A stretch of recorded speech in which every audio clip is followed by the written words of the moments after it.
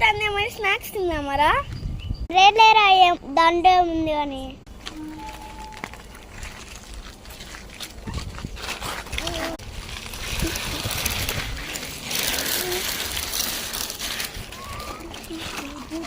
అమ్మా ఎవరి పిల్లలు అట్లా పడిపోయినారు?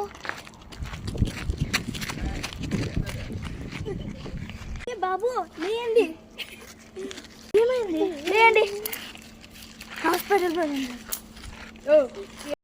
ఎమర్జెన్సీ.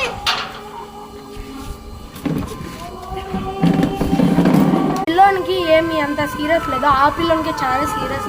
ఈ పిల్లోనికి చాలా సీరియస్ ఉంది. కట్టు కట్టాను.